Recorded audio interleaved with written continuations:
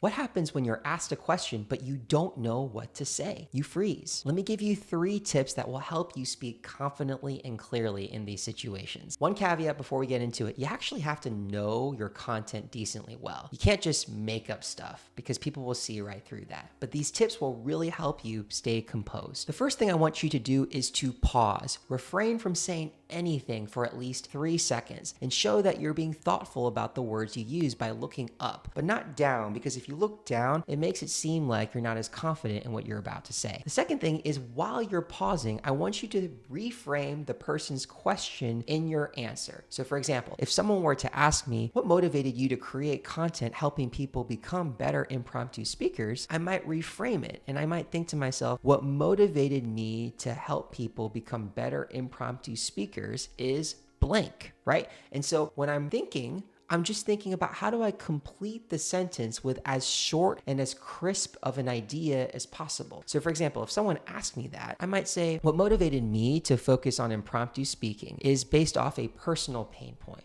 that I couldn't speak on the spot well myself. You see how short, how tight that is? I don't have to go into any more explanation in that sentence. I can elaborate on it as I give my answer. And the third thing that I do is I lower my tone at the end of that sentence. So I'm not saying what motivated me to focus on impromptu speaking is because I struggled with it myself. No, I'm saying it's because I struggle with it myself. You see how I'm lowering my tone? It immediately establishes my credibility, my authority in the space. So when I answer the question by pausing, reframing the question in my answer, and just completing the sentence and then lowering my tone, it allows me to start off much stronger so that I can finish the response in a more powerful, clear way. And if you want to do the same whenever you're put on the spot, make sure to take my free 7-day impromptu speaking challenge. The link's in the bio.